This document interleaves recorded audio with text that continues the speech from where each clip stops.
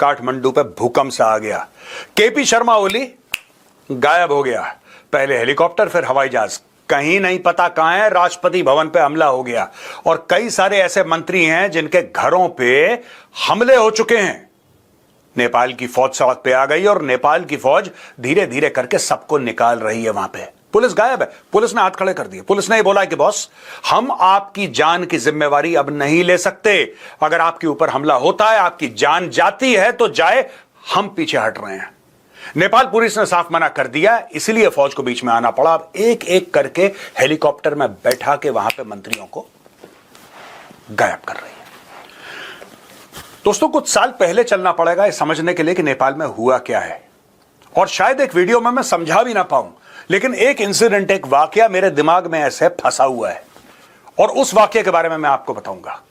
दोस्तों, 30 जून 2020 रात 9:42 मैंने एक ट्वीट करा था। मैंने यह बोला था कि the Chinese ambassador in Kathmandu Hou Yanqi is controlling KP Sharma Oli. मैंने बाद में यह भी समझाने की कोशिश करी, बाद में टेलीविजन के इंटरैक्शन के दौरान, कि the government of Nepal is run from the Chinese embassy, this man KP Sharma Oli is compromised. मुझे इतना बोला, आपने हनी ट्रैप वर्ड कैसे यूज करा, आपने ये कैसे करा, आपको शर्म नहीं आती, आपको ये नहीं आती। बॉस, आज 5 साल के बाद वो ट्वीट मैं दोबारा दिखा रहा हूं। ये देखो, जिस लोग ने नीचे कमेंट्स में मुझे उल्टा सीधा बोला था, ये देखो मेरा ट्वीट। ये जो गेम चल रहा है ना दोस्तों नेपाल में इस वक्त, आग लगी हुई है, ये इसी आदमी की बेवकूफी की वजह से है, केपी शर्मा ओली की वजह से।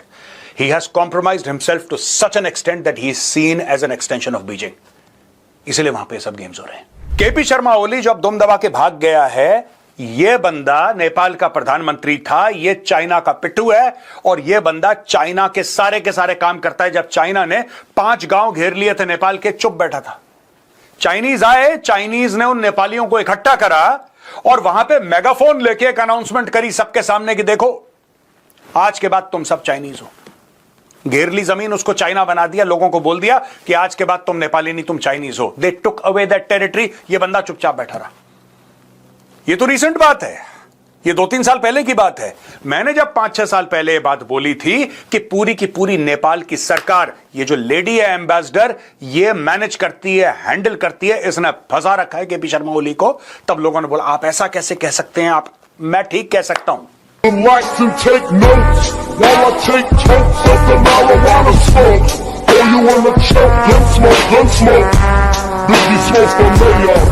तो दोस्तों, हमारे लिए इम्पोर्टेंट पॉइंट ये है कि छोटी छोटी बातों पर पॉलिटिकल स्टैंड करके देश की रेस्पेक्ट खतरे में ना आए।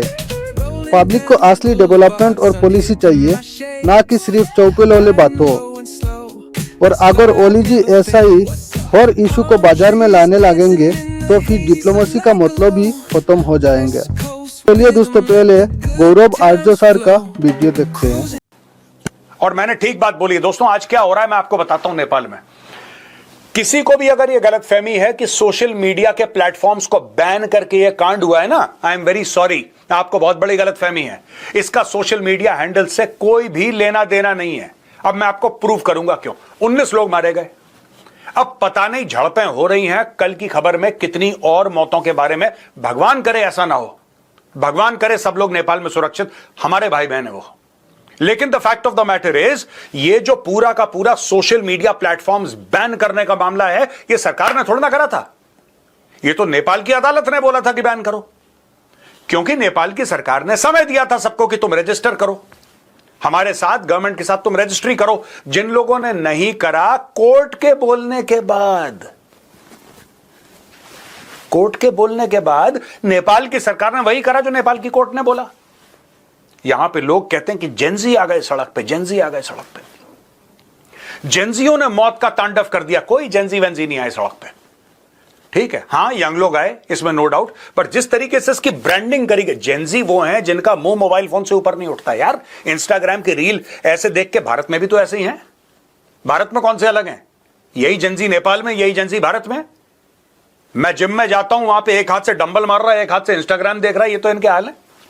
आपको लगता है ये जेंजी हैं जो कत्लो गारत करेंगे सड़क पे, जो मारपीट करेंगे सड़क पे? बिल्कुल नहीं। दोस्तों, एक रेजिम चेंज ऑपरेशन हुआ है आपकी आंखों के सामने, और यही तुर्की में होते होते बच गया। पिछले 24 घंटे में अर्दोगान ने भी यही करा था कि सारे सोशल मीडिया हैंडल को ब्लॉक करो, सारे प्लेटफॉर्म्स को ब्लॉक करो, जो मेरे खिलाफ बोलता है ब्लॉक करो। उसको पता लग गया कुछ गड़बड़ होने वाला, उसने बोला नहीं नहीं नहीं, अनब्लॉक करो अनब्लॉक करो। मैं अर्दोगान की बात कर रहा हूं, the strong man of the Islamic उम्मा। डर के मारे गला सूखा, सब अनब्लॉक। नेपाल में क्या हुआ? कुछ समय पहले राजशाही के लिए नेपाल में प्रोटेस्ट चल रहे थे, आपको पता ही है। राजशाही के चक्कर में नेपाल पर प्रोटेस्ट शुरू हुए और बोला कि नहीं, ये जो सरकार है, ये कम्युनिस्ट सरकार है, इसको निकाल के बाहर फेंको, निकाल के बाहर फेंको पूरी की पूरी कम्युनिस्ट सरकार को और वापस राजा को लाओ। श्री 5 ज्ञानेंद्र वीर विक्रम शाहदेव पंच सरकार, यह नेपाल के राजा का नाम है और इनको साक्षात विष्णु भगवान का अवतार माना जाता है। लोग सड़क पे आ गए, कहते हैं हमें तो हमारा राजा वापस चाहिए। खूब लाठी चली, फायरिंग हवा में हुई, टीयर गैस, किसी तरीके से मामले को दबा दिया गया। आज की तारीख में लोग क्या कह रहे हैं? साहब, बात यह नहीं है कि आपने ट्विटर, फेसबुक, इंस्टाग्राम और यूट्यूब को बैन कर दिया। बात यह है कि नेपाल में करप्शन है। बात यह है कि अमीर जो लोग हैं उनके बच्चे अपनी फोटोग्राफ डालते हैं कि देखो हम तो इटली गए छुट्टियों में, हम तो फलानी जगह गए, हम तो ढिमका जगह गए और यहां पे गरीब आदमी मर रहा है, इसलिए यह protest. I am sorry, corruption Bharat में नहीं है, करप्शन अमेरिका में नहीं है, चाइना में नहीं है। दोस्तों, बात यह है कि नेपाल में ये जो कम्युनिस्ट पार्टी के जो पपलू हैं वहां पे, इंक्लूडिंग केपी शर्मा ओली, इन्होंने अपना जमीर चीन के हाथ बेच दिया और यहां पे उल्टे सीधे बयान देना शुरू कर दिए कि भारत में भी लोग भड़के हैं। प्रभु श्री राम तो इंडिया के हैं ही नहीं, वो तो नेपाल के हैं। बड़े बड़े लोग जो भारत के महापुरुष हैं, जिनको हम भगवान मानते हैं, वो भारत के हैं ही नहीं, वो तो नेपाल के हैं। यही केपी शर्मा ओली ने ये सारे के सारे बयान दिए। अब क्या हुआ, आगे चलते चलते लोग तो परेशान थे ही, राजशाही को वापस लाने के लिए लोग आतुर थे, सड़क पे उतर आए थे, मामला ठंडा हो गया। फिर से ये जो अंडर करंट है नेपाल के अंदर, ये जो लोग परेशान हैं, इसका फायदा उठाया और जो अभी नेपाल में हुआ है दोस्तों, that is a regime change operation. अब कई लोग ये कह रहे हैं हो सकता है अमेरिका ने कर दिया, हो सकता है अमेरिका ने कर दिया हो, क्योंकि अमेरिका बांग्लादेश में भी यही काम करा था। शेख हसीना को निकाला था ना 5 अगस्त को, 5 अगस्त को शेख हसीना को निकाला था। आज 9 सितंबर है, केपी शर्मा ओली चला गया, इमरान खान ने बोला एब्सोल्युटली नॉट, इमरान खान को निपटा दिया। सारी की सारी चीजें चल रही हैं ना, और ये सारी की सारी चीजें आपके साउथ एशिया में चल रही हैं लगभग। ये सरकार पलट भारत में कोशिश नहीं करी थी इन लोगों ने। शाहीन बाग क्या था भाई? Farmers agitation. वो बेचारे पंजाब के मासूम फार्मर्स, उनको बरगलाया गया। मैं इसमें किसानों को दोषी नहीं मानता, जो पंजाब का किसान है मैं उसको गलत नहीं कह रहा, मैं उन बिचौलियों को गलत कह रहा हूं जिन्होंने किसानों को भड़काया और बोला कि ट्रैक्टर लेकर चढ़ जाओ तुम लाल किले पे। डीप स्टेट ने पूरी कोशिश करी कि भारत की भी सरकार पलट जाए, लेकिन 140 करोड़ लोगों का देश है यार,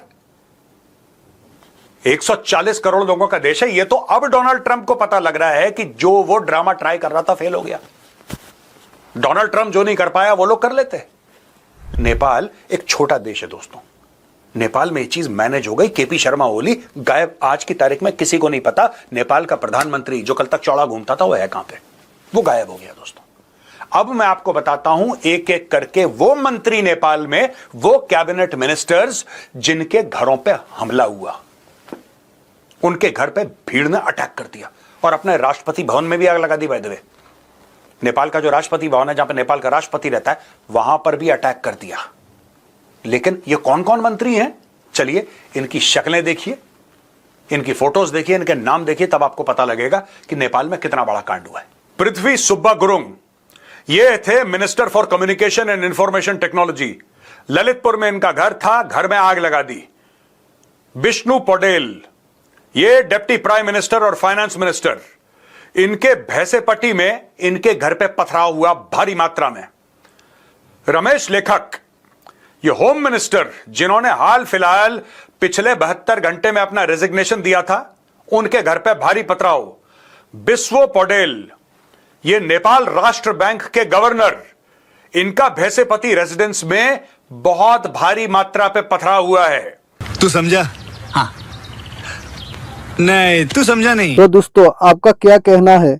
क्या ओली जी ये चुप स्टाइल अप्रोच नेपाल के लिए सही है या गलत है? कमेंट बॉक्स में अपना ओपिनियन जरूर बताइए। और हाँ, अगर ये वीडियो आपको पसंद लगा तो वीडियो को प्लीज लाइक और चैनल को सब्सक्राइब करना ना भूलिए। Thank you. तब तक के लिए मिलते हैं अगली वीडियो में। जय हिंद, जय भारत।